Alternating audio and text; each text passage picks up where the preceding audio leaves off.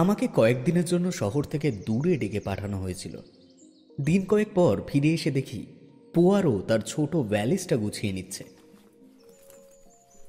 একদম ঠিক টাইমে এসেছো হেস্টিংস। আমি ভয় পেয়েছিলাম যে তুমি সময় মতো ফিরে আসতে পারবে না। ভাগ্য সহায় ছিল, তাই সময় মতো চলে আসতে পারলাম। তুমি কোথায় চললে? তোমায় কোনো মামলায় ডেকে পাঠানো হয়েছে? হ্যাঁ, ঠিক তাই। তবে এটা আমি স্বীকার করতে বাধ্য যে ব্যাপারটা একদমই আশাব্যঞ্জক বলে মনে হচ্ছে না। আসলে নর্দার্ন ইউনিয়ন ইন্স্যুরেন্স কোম্পানি আমাকে মিস্টার মাল্ট্রাভার্স নামে একজনের মৃত্যুর তদন্ত করতে বলেছে। এই ব্যক্তি কয়েক সপ্তাহ আগে 50,000 পাউন্ডের বিশাল অঙ্কের টাকা তার নিজের নামে জীবন বীমা করেছিলেন।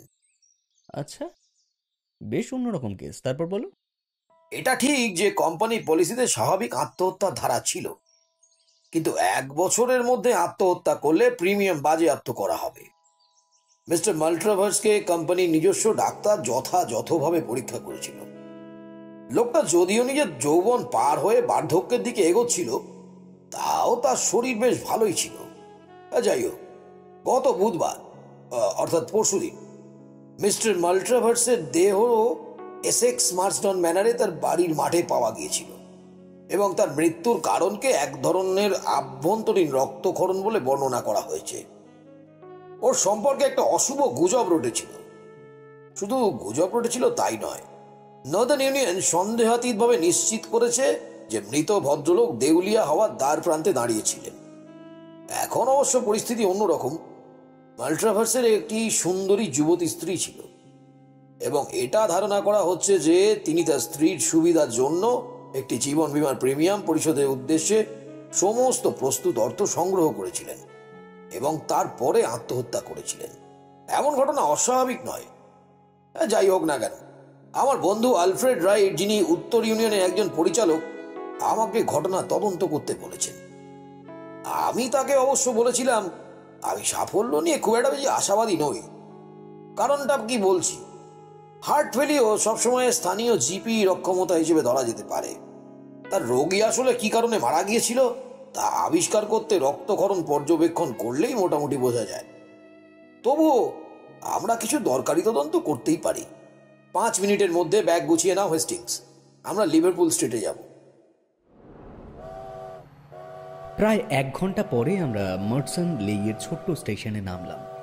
স্টেশনে খোঁজ নিয়ে জানা গেল মার্টসন ম্যানার এখান থেকে প্রায় 1 মাইল। পোয়ারো হাঁটার সিদ্ধান্ত নিল। অগত্যা উপায় না দেখে মেন রোড ধরে হাঁটা শুরু করলাম। এখন আমাদের পরিকল্পনা কি? প্রথমে আমি ডাক্তারের সঙ্গে কথা বলবো। আমি খবর নিয়েছি যে মার্সডন লেইতে একজন ডাক্তার আছেন, নাম রাল্ফ বার্নার্ড। ও এই তো এসে গেছি তার বাড়িতে। সেটিকে দেখে বাড়ি মোটেই মনে হচ্ছিল না। একটা সুবিশাল কটেজ রাস্তা থেকে একটু পিছিয়ে দাঁড়িয়ে। গেটের একটি পেতলের নেম প্লেটে ডাক্তারের নাম লেখা। আমরা রাস্তা পার হয়ে দরজার সামনে গিয়ে ঘন্টা বাজালাম।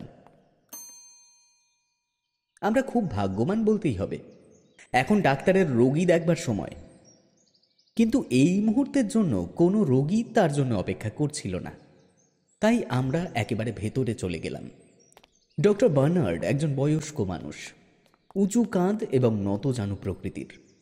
তবে গলায় একটা ফ্যাস ফ্যাসে ভাব রয়েছে। পোয়ারো নিজেকে পরিচয় করিয়ে দিয়ে এবং আমাদের আসার কারণটাও জানিয়ে দিল। এই মৃত্যু স্বাভাবিক মনে হলেও বীমা কোম্পানি তদন্ত করাটা খুব প্রয়োজন মনে করছে। আসলে এতগুলো টাকা জড়িয়ে আছে তো, তাই তদন্ত না করলে আখেরে কোম্পানিরই ক্ষতি।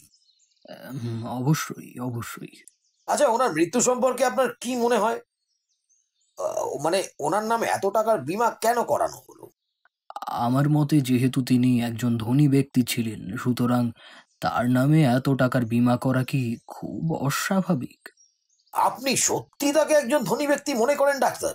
ডাক্তার অবাক হয়ে তাকালো। পোয়ারোর প্রশ্নের মধ্যে কি এমন অবাক করার ব্যাপার আছে আমিও বুঝলাম না। তিনি উত্তর করলেন, তাই নাকি? যে মানুষের 2টো গাড়ি আছে, মার্সডন ম্যানারের মতন একটা বাড়ি আছে, আপনি জানেন কি না জানি না, তবে মার্টসন ম্যানার আকারে যথেষ্ট বড়। অবশ্য আমার বিশ্বাস সেটা সে খুব কম দামেই কিনেছিল। হ্যাঁ, সেটা বুঝলাম। তবে এটাও সত্যি যে পরবর্তীকালে তিনি প্রচুর ক্ষতির মধ্যে দিয়ে গিয়েছিলেন। উম, তাই নাকি? হ্যাঁ, হবে হয়তো। তবে ওর স্ত্রীর ভাগ্য ভালো, ওর নামে একটা জীবন বীমা আছে। মাল্ট্রাভার্সের স্ত্রী একেবারে কম বয়সী যুবতীদের মধ্যে পড়ে। এমন এক মেয়ের জীবনে এটা তো একটা ঝড়ের চেয়ে কম কিছু নয়। আমার কাছে ওর কিছু ধার ছিল, আমি সেটা নিতে অস্বীকার করেছি, তাতে যদি একটু সাহায্য হয় আর কি, আমারই ভালো লাগবে। আচ্ছা, মিস্টার মাল্ট্রাভার্সের সঙ্গে শেষ কবে দেখা হয়েছিল আপনার? সদ্য কি তার সঙ্গে কথাবার্তা বলেছিলেন? না, আমি দেখিনি। হ্যাঁ, আমি শুনেছিলাম মাল্ট্রাভার্স একজন খ্রিস্টান বিজ্ঞানী ছিলেন বা এরকম কিছু। কিন্তু আপনি তো মৃত্যুর পর নিশ্চয়ই ওনার বডিটা দেখেছিলেন, এবং দেখে কি বুঝেছিলেন? হ্যাঁ, সে তো অবশ্যই। আমাকে ওর বাড়ির একজন মালি ডেকে নিয়ে গিয়েছিল। মৃত্যুর কারণ কি হার্ট অ্যাটাক ছিল? হ্যাঁ, অবশ্যই। এসব ব্যাপারে আমার ভুল হয় না। ওর ঠোঁটে রক্ত লেগেছিল, কিন্তু বেশিরভাগ রক্তপাত অবশ্যই অভ্যন্তরীণ হয়েছে বা ইন্টারনাল ব্লিডিং হয়েছে বলা যায়। আচ্ছা, আপনি যখন প্রথমবার দেখেছিলেন তখন কি তার দেহ শোয়ানো অবস্থায় ছিল? হ্যাঁ, ডেড বডিটা কেউ ছুঁয়েও দেখেনি। উনি ওনার বাগানের কোণের দিকে পড়েছিলেন, পাশে একটা ছোট্ট রাইফেল ছিল, ওটা দিয়ে উনি পাখি মারছিলেন। রক্তক্ষরণ হঠাৎই হয়েছে, আমি নিশ্চিন্তভাবে বলতে পারি ওটা গ্যাস্ট্রিক আলসার। তবে তো তার গুলিবিদ্ধ হওয়ার কোনো প্রশ্নই আসে না। কিছু বলবেন? হ্যাঁ, কিছু মনে করবে না ডক্টর, কিন্তু আমার যতদূর মনে পড়ছে ওনার মৃত্যুর কারণ হিসেবে হার্ট ফেলিয়ারের কথা বললেও পরে কোনো এক লোকাল কনস্টেবল তার মাথার কাছে 3টে বুলেটের আঘাত লক্ষ্য করেন। মিস্টার মাল্ট্রাভার্সের শরীরে কোনো গুলির দাগ অসম্ভব নয়। তো যদি কিছু বলার না থাকে আপনারা। ডাক্তারের উচ্চ রাখা কথাটা ভালো করেই বুঝতে পারলাম। হ্যান্স, আমাদের সঙ্গে সহযোগিতা করার জন্য অসংখ্য ধন্যবাদ। তাহলে আমরা এখন চলি। ও হ্যাঁ, আপনি যখন বডিটা দেখেছিলেন তখন কি মনে হয়েছিল যে ওর কোনো অটোপসির দরকার আছে? না, সেরকম নয়। মৃত্যুর কারণ স্পষ্টই ছিল, এবং আমাদের পেশাতে আমরা মৃত ব্যক্তির বাড়ির লোককে কষ্ট না দেওয়ারই পক্ষপাতী। আমরা হাঁটতে হাঁটতে দরজার কাছে এসে গিয়েছিলাম। কথাটা বলি তিনি আমাদের মুখের উপর দরজাটা বন্ধ করে দিলেন। আমরা রাস্তায় এসে দাঁড়ালাম। তারপর আমরা আমাদের কাঙ্ক্ষিত লক্ষ্যের দিকে হাঁটা দিলাম। হেস্টিংস, ডক্টর বার্নার্ড সম্পর্কে তোমার কি মনে হচ্ছে? 1 নম্বরের ধরিবাজ বুড়ো। হ্যাঁ, তুমি ঠিকই বলেছ। আমি পোয়ারোর চোখের দিকে একবার তাকালাম। মুখটা বেশ গম্ভীর। একটু চুপ থেকে আবার বলল, অর্থাৎ এখানে সুন্দরী নারীর কোনো প্রশ্নই আসছে না। তার কথা শুনে আমি মুখের দিকে তাকালাম। আবার আগের মতো গম্ভীর হয়ে গেল। হাঁটতে হাঁটতে আমরা ম্যানার হাউসে পৌঁছে গিয়েছিলাম। দরজায় কড়া নাড়লাম।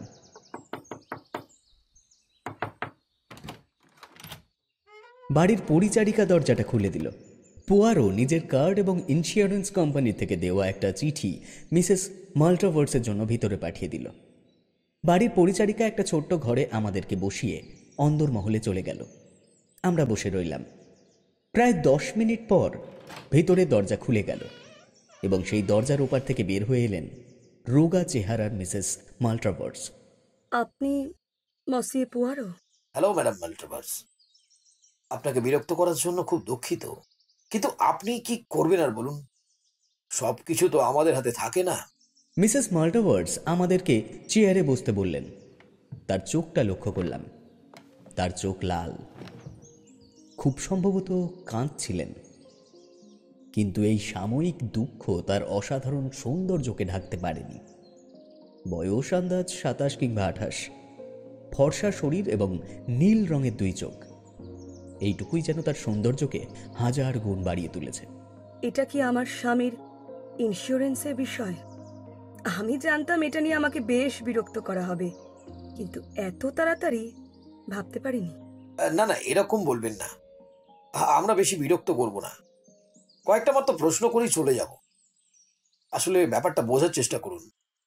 আপনার স্বামী একটা বড় অঙ্কের টাকা নিয়ে নিজের জীবন বীমা করিয়েছিলেন, সুতরাং বীমা কোম্পানি এটা নিয়ে তদন্ত করবে, সেটা তো স্বাভাবিক। এই তদন্তের দায়িত্ব এই মুহূর্তে আমার হাতে রয়েছে এবং আমি চেষ্টা করব যাতে আপনার কোনো অসুবিধা না হয়। আপনি বুধবারের ঘটনাটা কি একটু বুঝিয়ে বলতে পারবেন আমাদেরকে? হ্যাঁ, বলছি। আমি তখন চা খাবো বলে নিজের পোশাক পরিবর্তন করছিলাম। ঠিক সেই সময় আমার মেড ঘরে এসেছিল। বাগানের এক মালি এসে বলেছিল ও নাকি আর বলতে পারলেন না মিসেস মাল্টিভার্স। তাকে সান্ত্বনা দিতে পুয়ারো ওনার হাতের উপর হাত রাখল। আচ্ছা, আমি বুঝেছি। আপনি কি আপনার স্বামীকে সেদিন বিকেলের আগে দেখেছিলেন? লাঞ্চের আগে অবধি দেখিনি। আমি একটু বেরিয়েছিলাম স্ট্যাম্প কেনার জন্য। উনিও সম্ভবত বেরিয়েছিলেন এদিক ওদিক। পাখি মারার জন্য? হ্যাঁ, কারণ উনি সব সময় ওনার ছোট রাইফেলটি নিয়ে বের হতেন এবং আমি একটা দুটো গুলির আওয়াজও পেয়েছিলাম। আচ্ছা, সে রাইফেলটা এখন কোথায়? হল ঘরে আছে সম্ভবত। আসুন আমার সাথে। আমরা উঠে গেলাম। উনি আমাদেরকে একটা ঘরের মধ্যে নিয়ে গেলেন। তারপর একটা ছোট্ট বন্দুক পুয়ারোকে দিলেন। সেই বন্দুকটা নিয়ে ভালো করে দেখতে লাগলো। সেটা ভালো করে দেখে ফেরত দিতে দিতে বলল, দুটো গুলি বেরিয়েছে বন্দুক থেকে। আমি কি একটু ওনার ঘরটা? আমাদের মেয়েটা আপনাকে নিয়ে যাবে। পার্লার মেড অর্থাৎ বাড়ির এক চাকরানি তাকে উপরে নিয়ে গেল। আমি দাঁড়িয়ে রইলাম হতভাগ্য সুন্দরী রমণীর সঙ্গে। সঙ্গে একটু কথা বলার চেষ্টা করলাম ঠিকই, কিন্তু একটা দুটোর বেশি কথা বলতে পারলাম না। এর মধ্যেই পোয়ারো নিচে নেমে এলো।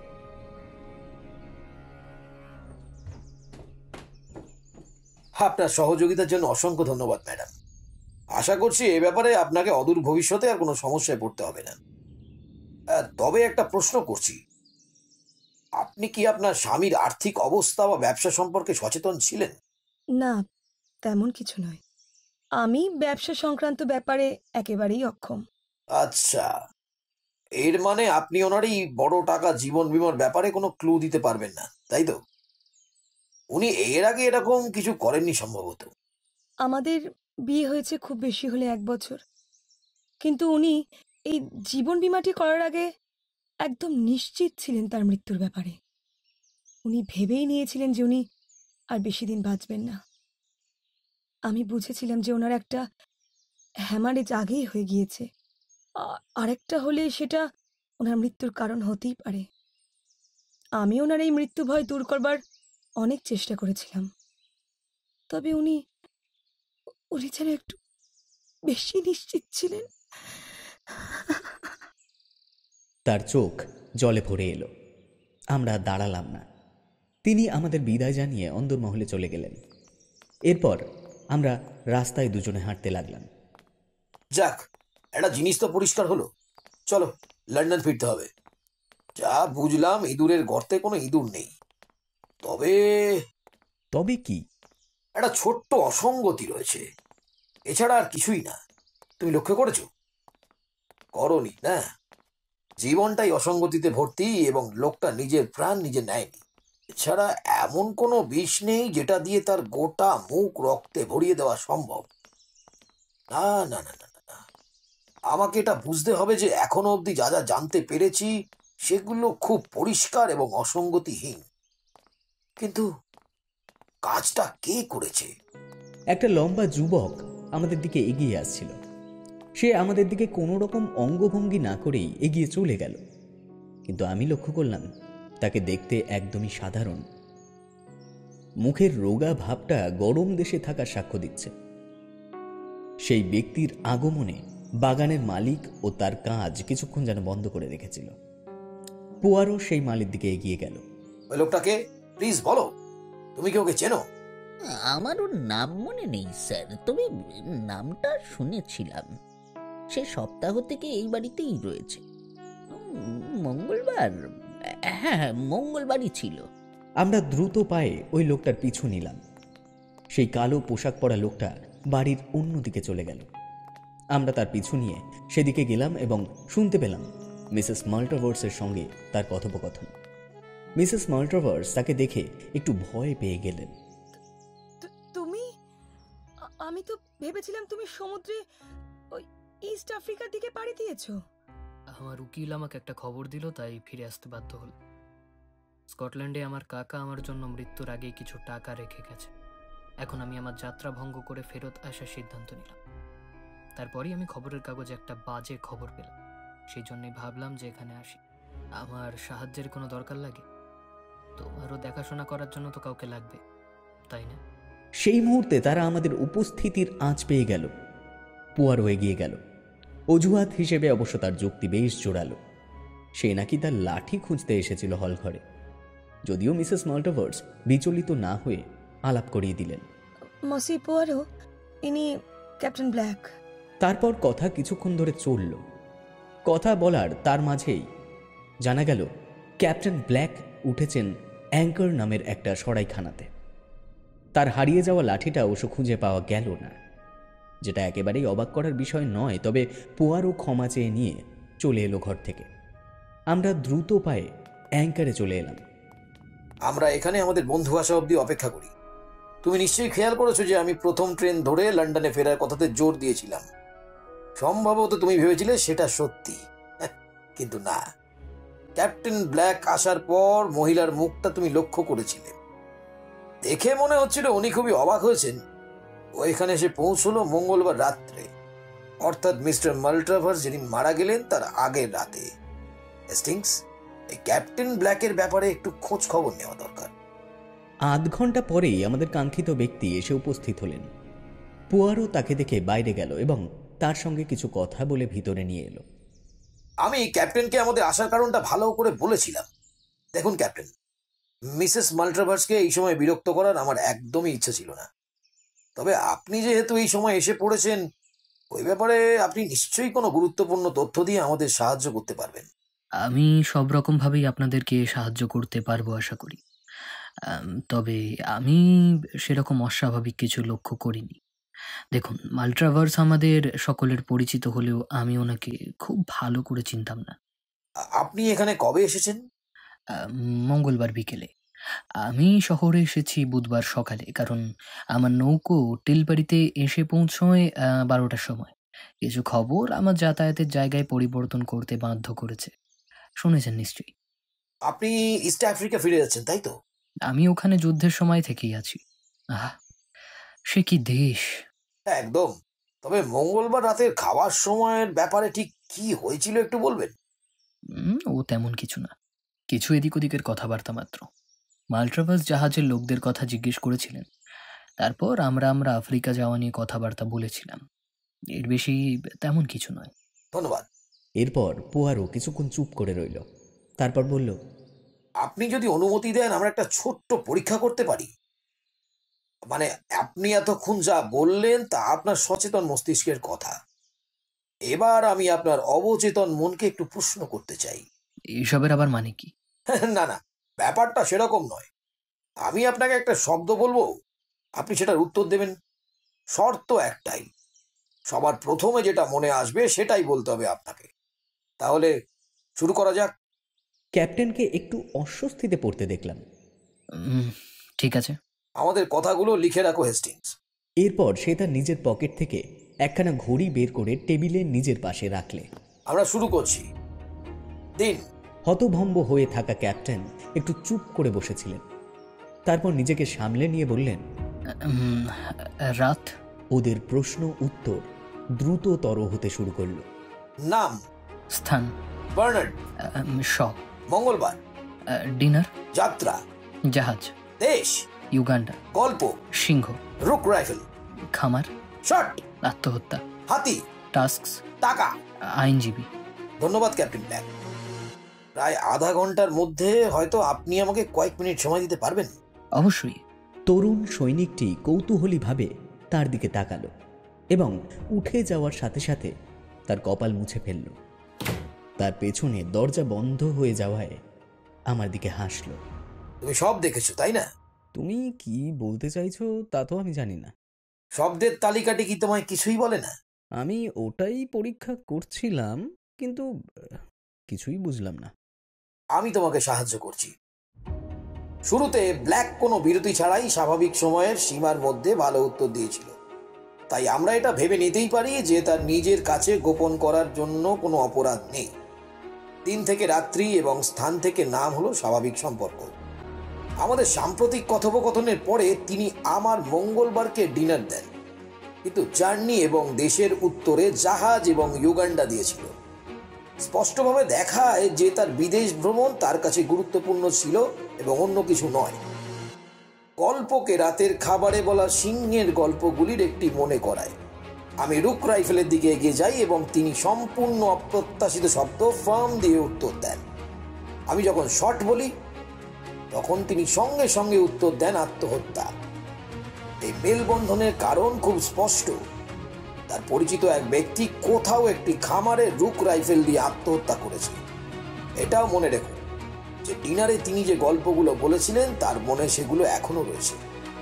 তুমি একমত হবে যে আমি যদি ক্যাপ্টেনকে আত্মহত্যা গল্পটা আবার বলতে বলি, যেটা উনি ডিনার টেবিলে মঙ্গলবার সন্ধেবেলা বলেছিলেন, আমি আসল ঘটনার আরো কাছাকাছি পৌঁছে যাব। ক্যাপ্টেনকে সেটা নিয়ে সোজাসুজি জিজ্ঞেস করা হলো। হ্যাঁ, আমার এখন মনে পড়লো যে আমি তাদের সেই গল্পটি বলেছিলাম। চ্যাপ একটি খামারে নিজেকে গুলি করে, মুখের ভিতরে রুক রাইফেল ঢুকিয়ে গুলি করেছিল। গুলি লেগেছিল মস্তিষ্কে। ডাক্তাররাও এই ব্যাপারে নিশ্চিন্ত ছিল। ঠোঁটের সামান্য রক্ত ছাড়া দেখানোর মতো কিছুই ছিল না। কিন্তু এর সাথে মিস্টার মাল্ট্রাভার্সের কি সম্পর্ক আপনি জানতেন না? তার পাশে একটি রুক রাইফেল পাওয়া গেছে। আপনি বলতে চাচ্ছেন যে আমার গল্পটি তাকে প্রভাবিত করেছে? উফ, এটা ভয়ঙ্কর ব্যাপার। নিজেকে কষ্ট দিও না। হয় এটা অথবা অন্য একটা কোনো উপায় তো হতোই। আচ্ছা, আমাকে টেলিফোনে লন্ডনে যেতে হবে। পোয়ারো এবং তিনি দীর্ঘ অনেকক্ষণ কথা বললেন। কি একটা চিন্তা ভাবনা করে ফিরে এলো। তারপর বিকেলে সে নিজেই চলে গেল এবং 7টা নাগাদ এসে ঘোষণা করল যে সে এটা আর বন্ধ করতে পারবে না। তবে যুবতী বিধবাকে খবরটি জানাতে হবে। ওই মহিলার প্রতি আমার সহানুভূতি ইতিমধ্যেই চলে গেছে। অসহায়ভাবে চলে যাওয়ার চেয়ে তার ভবিষ্যৎ নিশ্চিত করার জন্য তার স্বামী যে আত্মহত্যা করেছিলেন তা যে কোনো মহিলার পক্ষে মেনে নেওয়া খুব কঠিন। আমি একটি গোপন আশা লালন করেছিলাম, কিন্তু তরুণ ব্ল্যাক তার দুঃখ কেটে যাওয়ার পরে তাকে সান্ত্বনা দিতে সক্ষম হতে পারে। কিন্তু ভদ্রমহিলার সাথে আমাদের পরবর্তী সাক্ষাৎকারটি বেদনাদায়ক ছিল। পোয়ারো যে সত্যিগুলো তুলে ধরেছিল সেগুলিকে তিনি বিশ্বাস করতে প্রবলভাবে অস্বীকার করেছিলেন এবং শেষ পর্যন্ত সবটা বুঝতে পেরে তিনি কান্নায় ভেঙে পড়লেন। কিন্তু হঠাৎ একটা সন্দেহ দানা বাঁধল। এই দরিদ্র ভদ্রমহিলার জন্য পোয়ারো খুব সহানুভূতিশীল, কিন্তু সেও বীমা কোম্পানির হয়ে কাজ করেছে। তার কিছুই করার নেই। সে যাই হোক, যখন আমরা চলে যাওয়ার প্রস্তুতি নিচ্ছিলাম তখন সে মিসেস মাল্ট্রাভার্সকে আস্তে করে বলল, ম্যাডাম, আপনার সকলের জানা উচিত যে কেউ পুরোপুরি মৃত থাকে না। আপনি কি বোঝাতে চাইছেন? আপনি কি কখনো কোনো ধর্মীয় অর্থাৎ কোনো স্পিরিচুয়াল অনুষ্ঠানে অংশ নেননি? কিন্তু আপনি আধ্যাত্মবাদে বিশ্বাস করেন না নিশ্চয়ই? ম্যাডাম, সেরকম কিছু নয়। আমি এর আগে খুব বেশি না হলেও কিছু অদ্ভুত জিনিস দেখেছি। তবে আপনি কি জানেন, গ্রামে বলেছে এই বাড়িটা নাকি ভুতুড়ে। আপনারা কি শুধু থাকবেন নাকি কিছু খাবেন? আমরা মিসেস মাল্ট্রাভার্সের অনুরোধ ফেলতে পারলাম না। এর পেছনে অবশ্য একটা কারণ ছিল। আমরা দুজনেই বুঝলাম যে আমাদের উপস্থিতি তাকে তার নিজের দুঃখ ভুলে থাকতে সাহায্য করছে। এমন সময় দরজার বাইরে চিৎকার এবং ক্রোকারিজ ভাঙার শব্দ।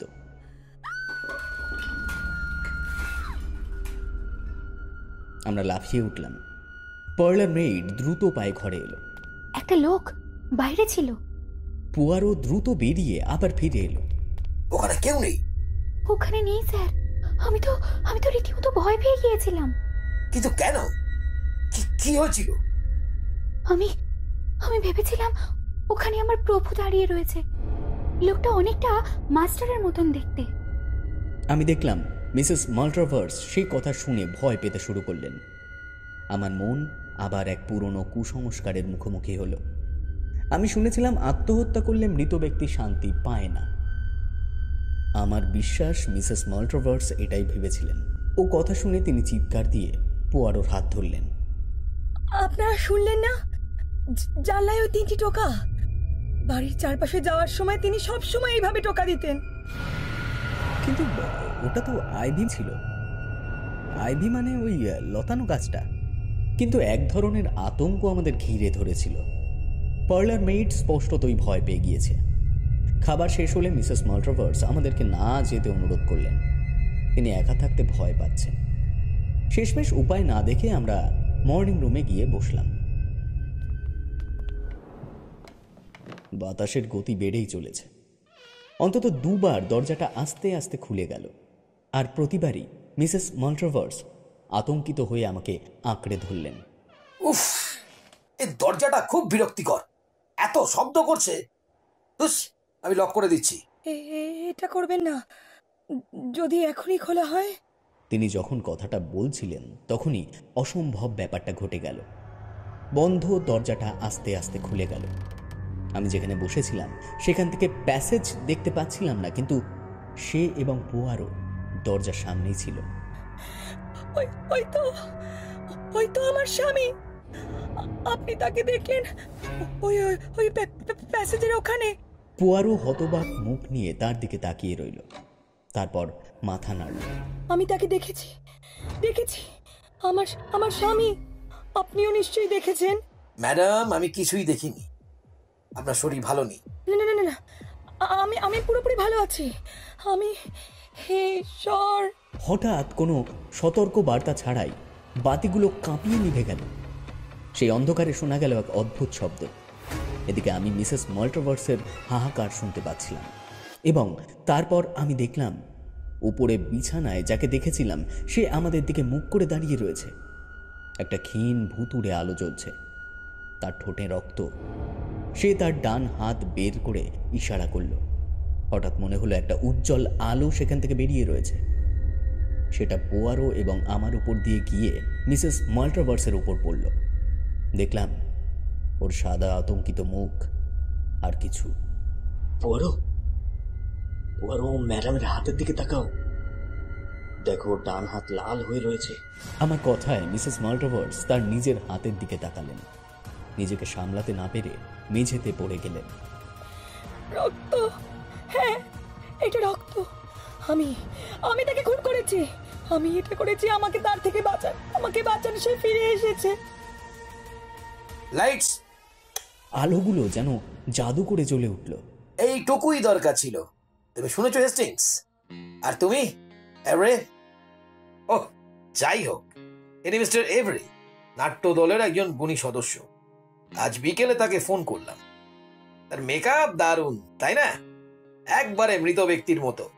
এবং পকেটে একটি টর্চ এবং প্রয়োজনীয় ফসফোরেসেন্স দিয়ে তিনি সঠিক ছাপ তৈরি করেছিলেন। আমি যদি তুমি হতাম তবে তার ডান হাত স্পর্শ করতাম না হেস্টিংস, এমনকি লাল রংটাও। আলো নিভে গেলে আমি ম্যাডামের হাত ধরেছিলাম। যাই হোক, আমাদের ট্রেন মিস করা উচিত হবে না। ইন্সপেক্টর জ্যাপ জানলার বাইরে। আজ রাতটা বেশ খারাপ, কিন্তু সে বারবার জানলায় ট্যাপ করে ভালোই সময় কাটিয়েছে।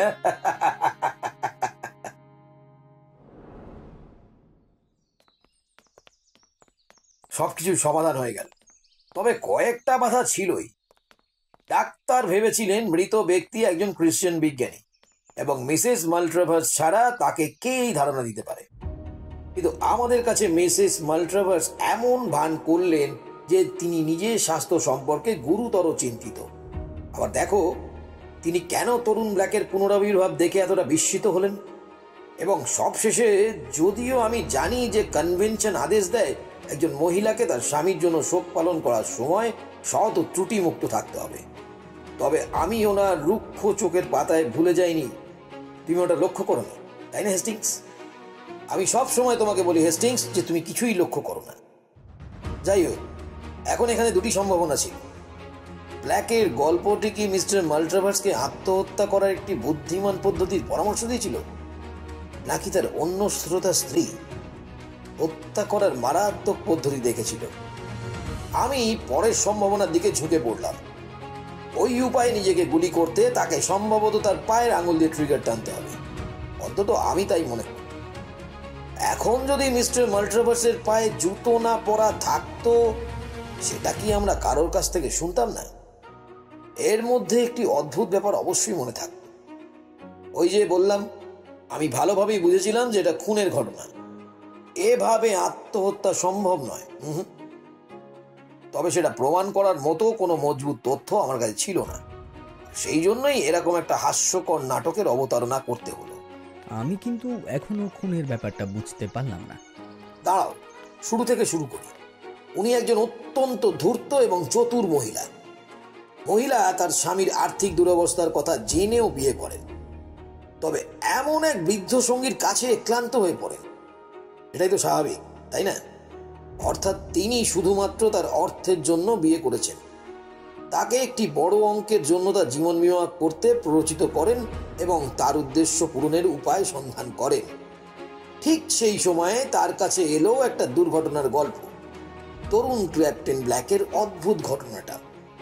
পরের দিন বিকেলে যখন ক্যাপ্টেনের আগমন হলো ওই বাড়িতে, তখন মহিলা ভয় পেয়ে যান। তিনি ভাবছিলেন ক্যাপ্টেন হয়তো সমুদ্র পাড়ি দিয়েছেন। এবার সেদিন বিকেলে কি হয়েছিল সেটা বলি। তিনি এবং তার স্বামী মাঠের চারপাশে ঘুরে বেড়াচ্ছেন। মহিলা হয়তো বলেছিলেন, গত রাতে কি অদ্ভুত গল্প বলছিলে? একজন মানুষকে এইভাবে নিজেকে গুলি করতে পারি? এটা সম্ভব হলে আমাকে দেখাও। বেচারা বোকা তাকে সে দেখায়। রাইফেলের শেষ মুখটা তার মুখে রাখে। ম্যাডাম নিচু হয়ে ট্রিগারে তার আঙুল রাখে। মহিলা তাকে দেখে হাসতে থাকে। এবার ধরুন, আমি ট্রিগার টানছি। এবং তারপর হেস্টিংস সে ট্রিগার টেনে দেয়। বাকিটা আমরা সবাই জানি যে কি হয়েছে।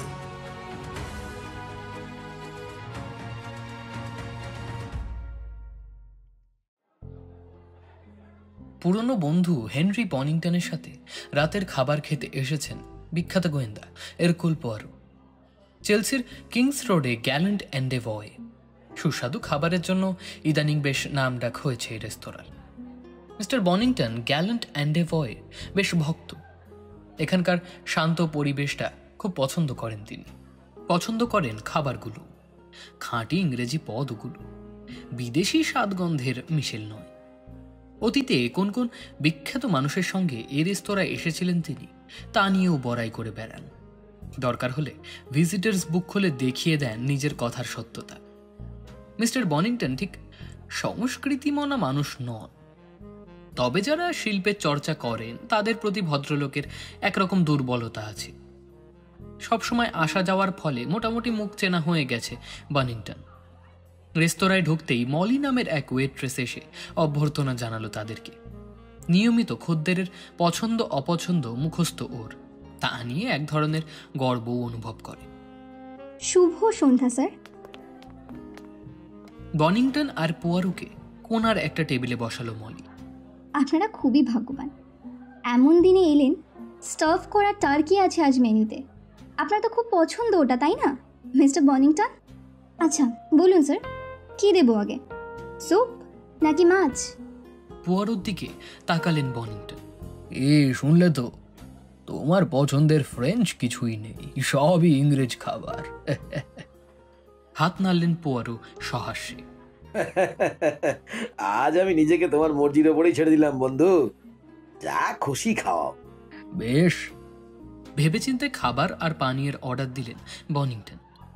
মলি চলে গেলে ন্যাপকিন বিছাতে বিছাতে বললেন, এখনকার সার্ভিস বেশ ভালো, বুঝলে। এই মলি মেয়েটার কথাই ধর, খাবার দাবার সম্পর্কে ভালো জ্ঞান রাখে। মেয়েরা এমনিতে খাদ্যরসিক হয় না।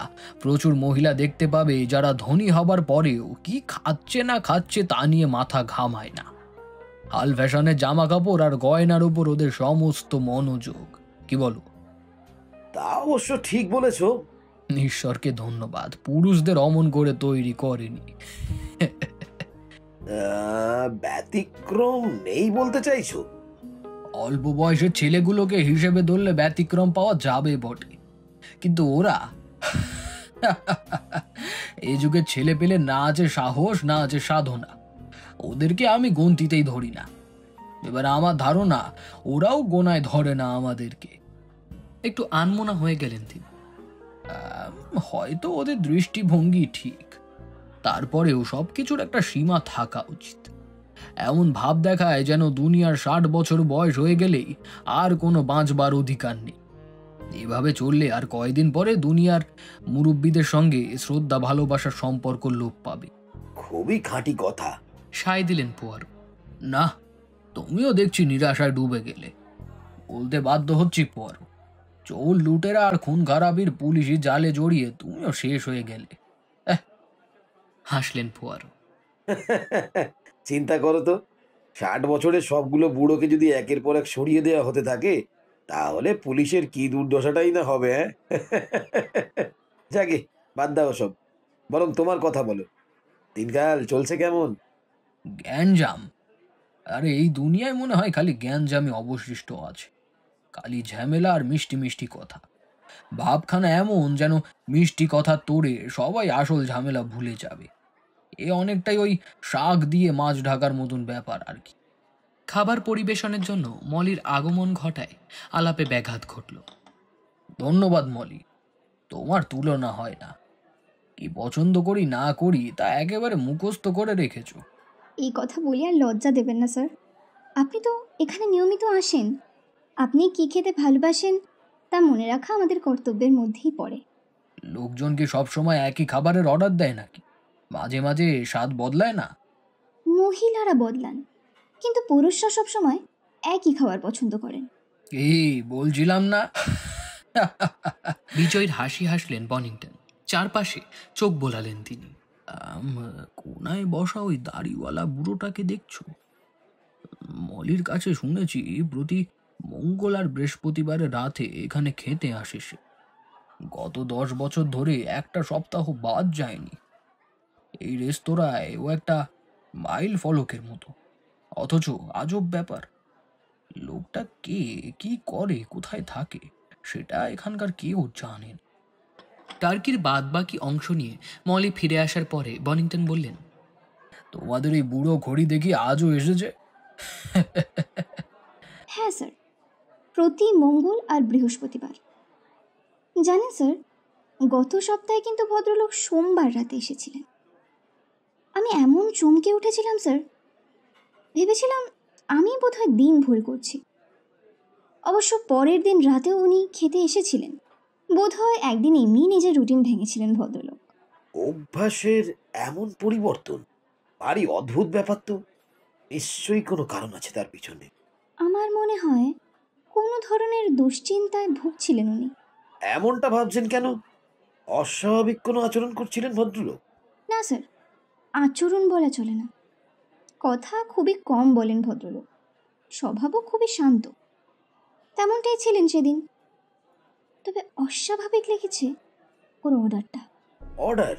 হাসবেন না স্যার, ভদ্রলোক গত 10 বছর ধরে এখানে খেতে আসেন। বিব্রত গলায় বলল মলি।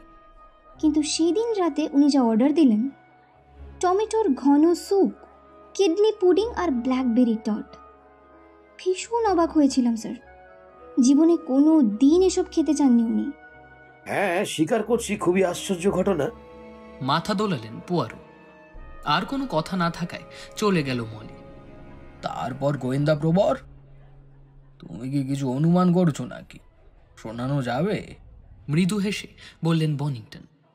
আগে তোমারটা বলো। আমাকে ওয়াটসন বানাতে চাইছো? বেশ, চেষ্টা করে দেখি। শোনো, ব্যাখ্যা খুব সরল। ডাক্তার সম্ভবত বুড়োকে কোনো বিশেষ ডায়েট দিয়েছিল, সোজা হিসেব।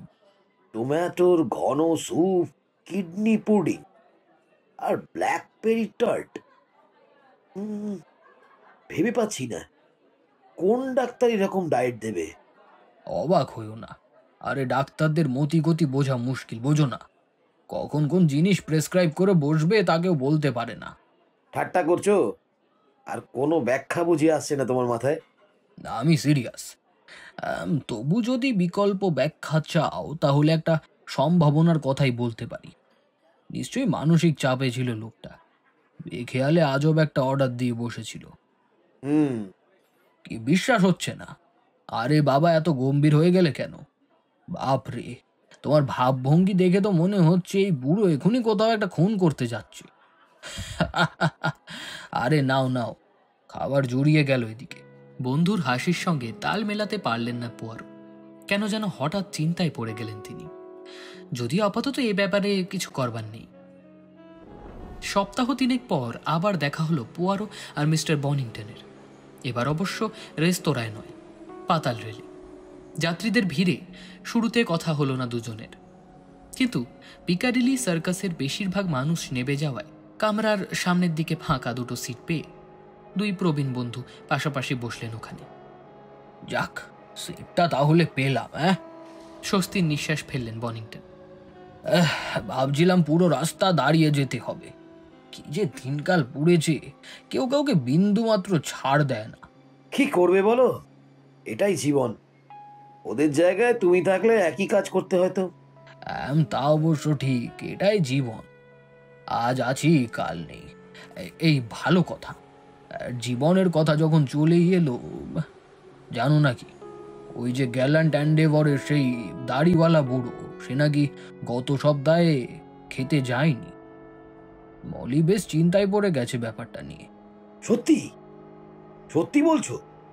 আমার কি মনে হয় জানো, ডাক্তার লোকটাকে ডায়েট দিয়েছিলেন বলেছিলাম না, ওটা বোধ হয় ভুল অনুমান করিনি।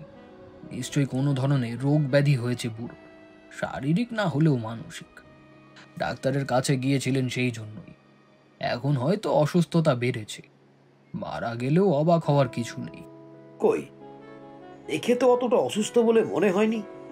চেহারা শুরুতে সবসময় অসুস্থতা ফুটে থাকে না বন্ধু। তা অবশ্য ঠিক।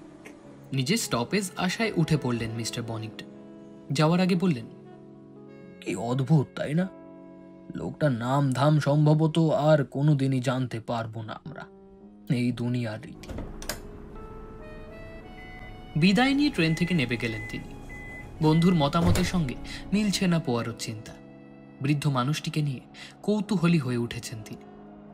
মানতে পারছেন না কোনোদিনই তার সম্পর্কে কিছু জানা যাবে না। সিদ্ধান্ত নিলেন চেষ্টা করে দেখবেন।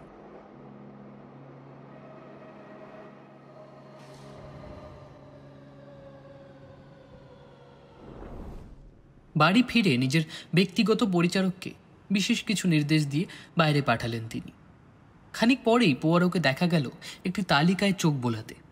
নির্দিষ্ট একটি এলাকায় গত কয়েকদিনে মারা যাওয়া মানুষের তালিকা ওটা। তার আঙুল থেমে গেল একটা নামের উপর।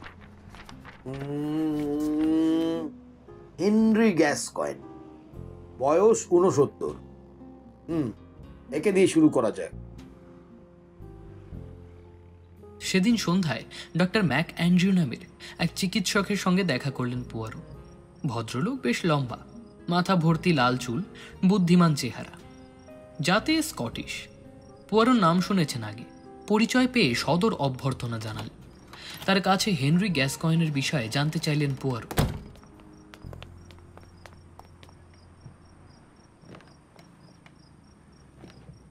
গ্যাসকয়েন? ভুরু কুচকালেন ডাক্তার। ও হ্যাঁ, মনে পড়েছে। বয়স্ক, আত্মকেন্দ্রিক মানুষ। বেচারা কাছেই থাকতেন, ওই বিল্ডিংয়ের পিছনে একটা দোতলা বাড়িতে। কখনো ভদ্রলোকের চিকিৎসা আমি করিনি, তবে মুখ চিনতাম। দুঃখজনক ব্যাপার, দুধওয়ালা সেদিন ওকে মৃত অবস্থায় আবিষ্কার করেছে। দুধওয়ালা? হ্যাঁ, দুধ দিতে এসে দেখে গতবারে রেখে যাওয়া বোতল ভেঙে পড়ে আছে দরজার সামনে। নিশ্চয়ই বেড়ালের কাজ, দুধ গড়াচ্ছে মাটিতে। ওর সন্দেহ হয়, পড়োশিদের জড়ো করে। সবাই মিলে দরজা ভেঙে ভিতরে ঢুকে দেখে মিস্টার গ্যাসকয়েন সিঁড়ির গোড়ায় পড়ে আছেন। গায়ে স্লিপিং গাউন, কোমরের ফিতে খোলা। সম্ভবত ওই ফিতের সঙ্গে পা জড়িয়ে পড়ে গেছেন সিঁড়িতে। ঘাড় ভেঙে গেছে আছাড় খেয়ে। ব্যাপারটা তাহলে সাধারণ দুর্ঘটনা? ঠিক তাই। আচ্ছা, আত্মীয় স্বজন আছেন ভদ্রলোকে? দূর সম্পর্কের এক ভাগ্নে আছে, রক্তের কিছু নয়। মাসে একবার মামাকে দেখতে আসতো। ওই নামটা বোধ হয় লরিমার, জর্জ লরিমার। সে নিজেও ডাক্তার। মামার মৃত্যুতে সে কি ভেঙে পড়েছে? তা তো ঠিক বলতে পারবো না। কি জানেন, মামাকে লরিমার পছন্দ করতো বটে, কিন্তু ভালোবাসতো কিনা বলা মুশকিল। বয়সের তফাতের কারণে একটা দূরত্ব তো ছিলই। আচ্ছা, আপনি যখন মৃতদেহ পরীক্ষা করছিলেন তার ঠিক কতক্ষণ আগে উনি মারা গিয়েছেন বলুন তো? আপনার আসল প্রশ্ন এবার শুরু হলো বুঝি? হাসলেন ডক্টর ম্যাক অ্যান্ড্রিউ। অন্তত 48 ঘন্টা, তবে 72 ঘন্টার বেশি নয়। আমার এখানে লাশটা আনা হয় 6 তারিখ সকালে। সময়টা আরেকটু নির্দিষ্ট করে বলে দিতে পারি। মিস্টার গ্যাসকয়েনের গাউনের পকেটে আমরা একটা চিঠি পেয়েছি। ভাগ্নে ডক্টর লরিমার 3 তারিখে পাঠিয়েছিলেন উইমবলডন থেকে। খামের পোস্টমার্ক বলছে মিস্টার গ্যাসকয়েনের চিঠিটা পেয়েছেন সেই দিনই রাত 9:20। তার মানে মৃত্যুটা হয়েছে তারপরেই। পোস্টমর্টমে পাকস্থলী থেকে পাওয়া তথ্যের সঙ্গে এটা মিলে যায়। ভদ্রলোক মৃত্যুর 2 ঘন্টা আগে রাতের খাবার খেয়েছিলেন। আমরা তাই মোটামুটি নিশ্চিত যে ওই রাত 10টার দিকে মারা গেছেন তিনি। হিসেবেও তো কোনো ভুলচুক দেখছি না। শেষ কখন তাকে জীবিত দেখা গেছে তা জানেন? সেই দিনই সন্ধ্যা 7টার দিকে কিংস রোডের গ্যালান্ট এন্ডেভর রেস্তোরাঁয়। প্রতি বৃহস্পতিবার রাতেই নাকি ভদ্রলোক ওখানে খেতে যেতেন। আর কোনো আত্মীয় নেই মিস্টার গ্যাসকয়েনের? শুধু এই ভাগ্নে? ও হ্যাঁ, ভুলেই গেছি বলতে। ভদ্রলোকের এক যমজ ভাই ছিলেন, যা শুনলাম বহু বছর আগেই ওরা ঝগড়া করে মুখ দেখা দেখি বন্ধ করে দিয়েছেন। সেই ভাই অ্যান্থনি গ্যাসকয়েন বিয়ে করেছিলেন এক ধনী শিল্পপতির মেয়েকে। ব্যাপারটা পছন্দ হয়নি হেনরি গ্যাসকয়েনের। এই নিয়ে ঝগড়া হয় 2 ভাইয়ের। এরপর থেকে মুখ দেখা দেখি বন্ধ। অদ্ভুত ব্যাপার কি জানেন, 2 ভাই একই দিনে মারা গেছেন। অ্যান্থনি ছিলেন হেনরির চেয়ে কয়েক মিনিটের বড়। মারাও গেছেন ভাইয়ের কয়েক ঘন্টা আগে, ওই 3 তারিখই বেলা 3টে।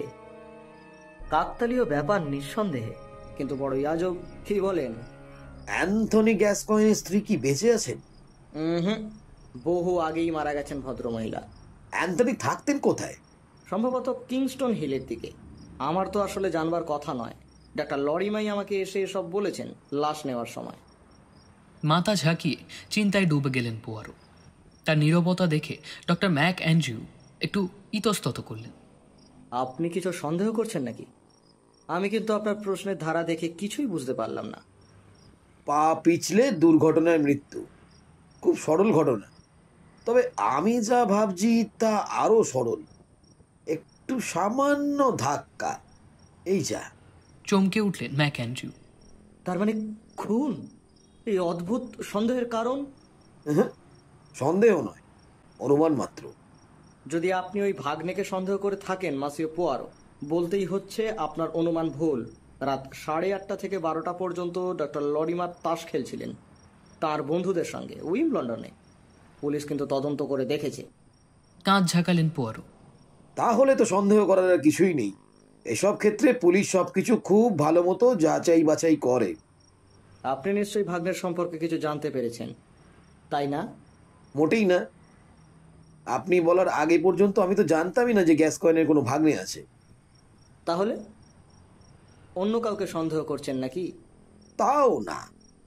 আসলে মৃত্যুর আগে মানুষটা সারা জীবনের অভ্যেস হঠাৎ পরিবর্তন আমাকে ভাবিয়ে তুলেছে। মাছ ঢাকতে শাকের পরিমাণটা একটু বেশি মনে হচ্ছে। কি বলছেন মাসিও? কিছুই তো বুঝতে পারছি না। আমাকে পাগল ঠাওরাবেন হয়তো, কিন্তু ডাক্তার, আমি স্পষ্ট অনুভব করছি মৃত্যুটা ঠিক স্বাভাবিক নয়। যাই হোক, আপনি এতটা সময় দিলেন সেজন্য কৃতজ্ঞ থাকলাম আপনার কাছে। উঠে দাঁড়ালেন তিনি। বিদায় দেবার জন্য এগিয়ে এলেন ডক্টর ম্যাক অ্যান্ড্রিউ। দরজার কাছে এসে ঘুরে দাঁড়ালেন পোয়ারো। শেষ একটা প্রশ্ন ডাক্তার ম্যাক অ্যান্ড্রু, হেনরি গ্যাসকয়েন কি নকল দাঁত ব্যবহার করতেন? না না, আসল। ভদ্রলোক নিশ্চয়ই দাঁতের খুব যত্ন নিতেন। এই বয়সে দাঁতের অমন চমৎকার অবস্থা সচরাচর দেখা যায় না। তাহলে আপনি বলছেন ঝকঝকে দাঁত ছিল তার? মুক্তোর মতো। স্পষ্ট মনে আছে আমার, কারণ শেষ বয়সে দাঁত সামান্য হলদেটে হয়ে যায়। কিন্তু মিস্টার গ্যাসকয়েনের হয়নি। মনে হয় না তিনি ধূমপান করতেন বলে। অবশ্য যদি এটাই আপনি জানতে চেয়ে থাকেন। ঠিক তা না, একটা ঢিল ছুড়লাম আর কি অন্ধকারে। মনে হয় লেগে যাবে। আপনাকে অসংখ্য ধন্যবাদ।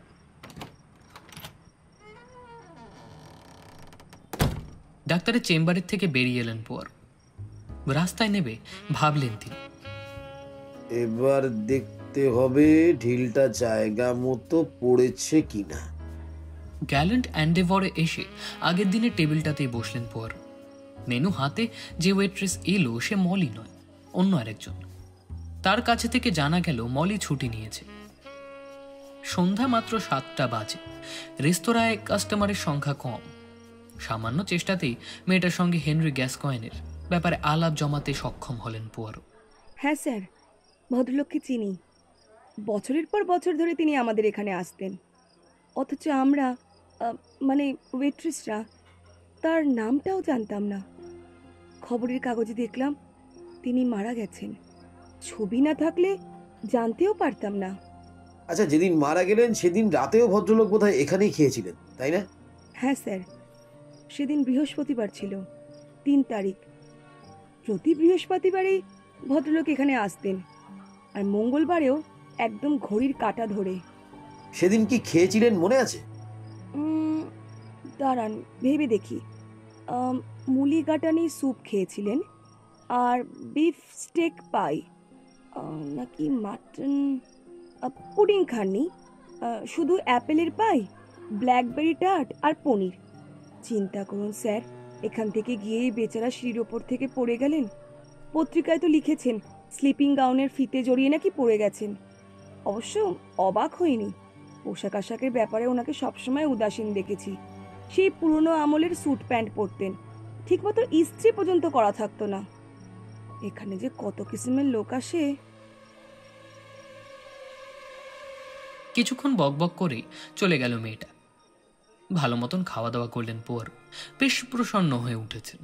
দেখা যাচ্ছে চতুর লোকজনও বোকার মতো ভুল করে থাকে। বনিংটন শুনলে অবাক হবে। বিড়বিড় করলেন তিনি। রেস্তোরাঁ থেকে মর্গে গেলেন পোয়ারো। করোনার তার পূর্ব পরিচিত, তাই রাত হলেও ওখানে ঢুকতে অসুবিধে হল না। কি কাজে এসেছেন তা জানতে পেরে ভ্রুকুটি করলেন করোনার। মিস্টার গ্যাসকয়েন তো গুরুত্বপূর্ণ কেউ নন, তার মৃত্যু নিয়ে আপনি হঠাৎ আগ্রহী হয়ে উঠলেন কেন মসিয়ে পোয়ারো? ভদ্রলোকের তিক্ত দৃষ্টির সামনে পোয়ারো অত্যন্ত সতর্কতার সঙ্গে শব্দ বাছাই করলেন। পরিস্থিতি আর কিছু নয়, করোনার পরিস্থিতি। সেটাই আমায় বাধ্য করলে একটু খোঁজ নিতে। বেশ, বলুন কিভাবে আপনাকে সাহায্য করতে পারি। তেমন কিছুই না, গ্যাসকয়েনের পকেটে নাকি একটা চিঠি পাওয়া গেছে। ঠিকই শুনেছেন। তার ভাগ্নে ডক্টর জর্জ লরিমারের চিঠি। হ্যাঁ, ওই চিঠি দিয়ে মৃত্যুর সময়টা নির্ধারণ করতে পেরেছি আমরা। মেডিকেল এভিডেন্সের সঙ্গে মিলছে সময়টা? কাঁটায় কাঁটায়। চিঠিটা একটু দেখতে পারি?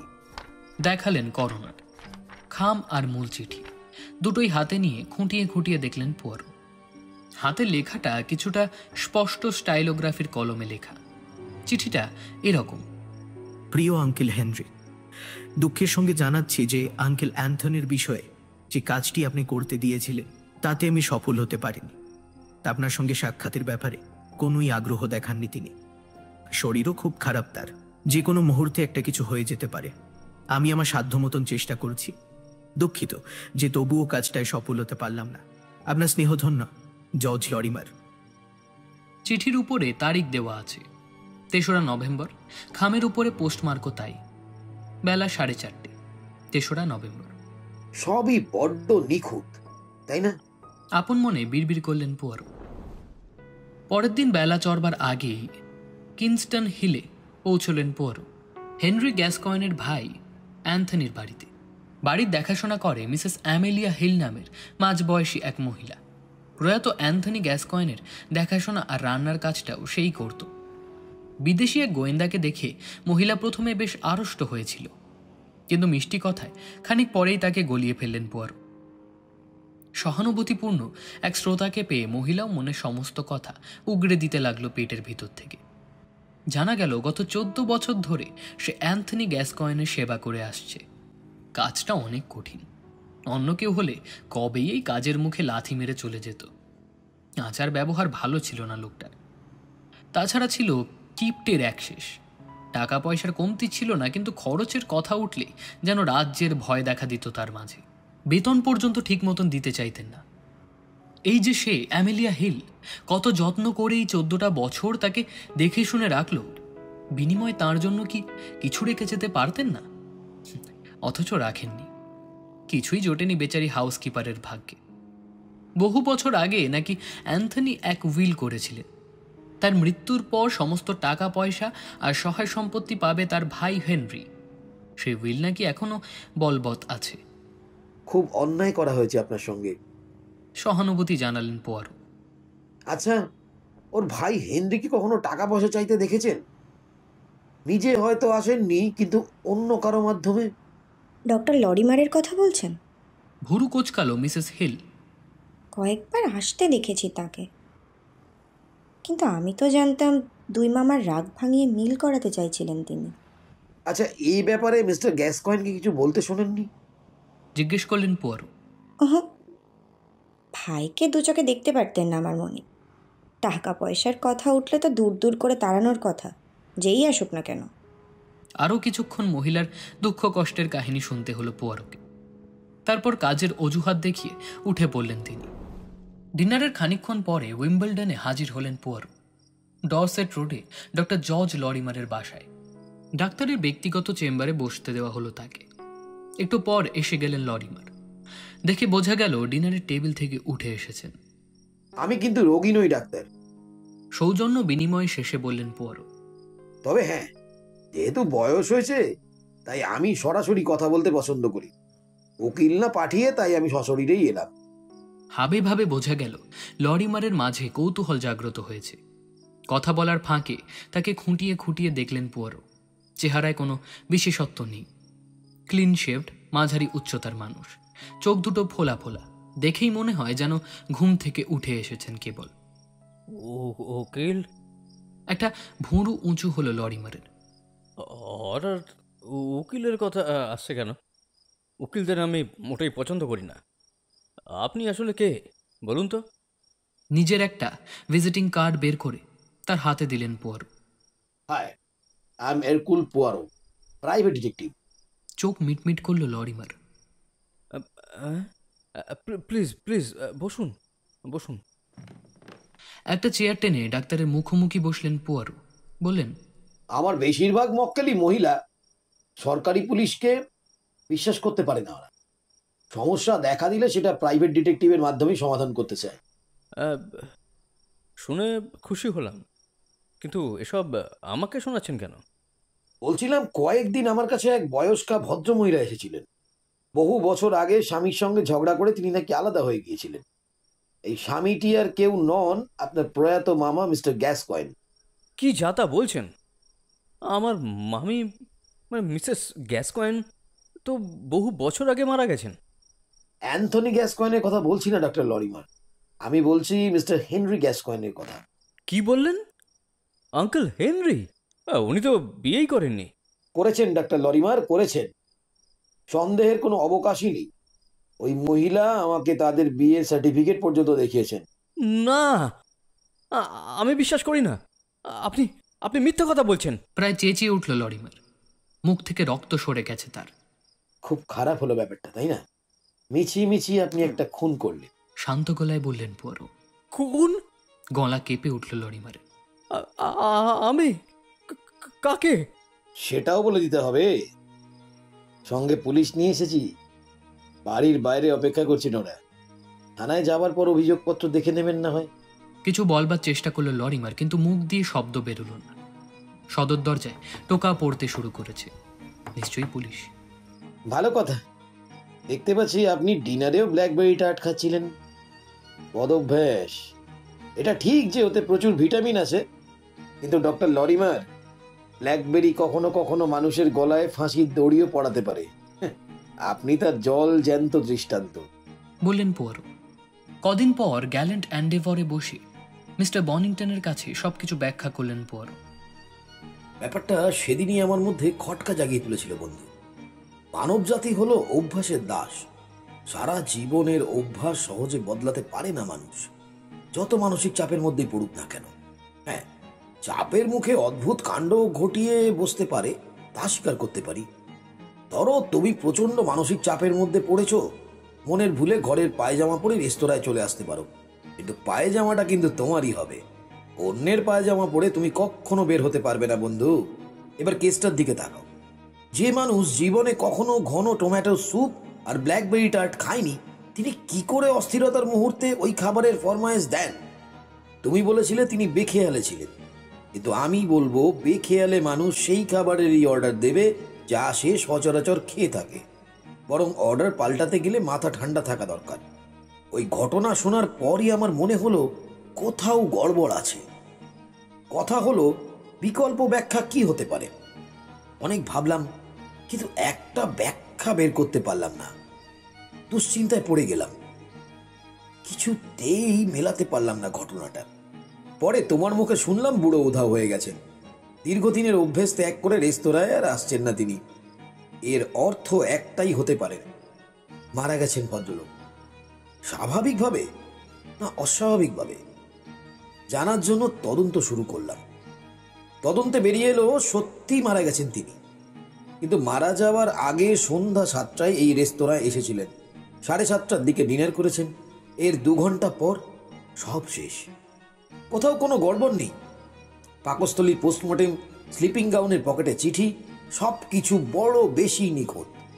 মাছ ঢাকতে শাকের পরিমাণটা যেন একটু বেশি দেওয়া হয়েছে। ভাগ্নের লরিমার চিঠি পাঠিয়েছে, ওর নিখুঁত অ্যালিবাইও রয়েছে, সব কিছুতে ও জড়িত। খোঁজ পেলাম গ্যাস কয়েনের একমাত্র উত্তরাধিকারী লরিমার, কিন্তু লোকটার তো বিষয় সম্পত্তি তেমন কিছুই নেই। তাহলে মামার মৃত্যুতে লাভ কি লরিমারের?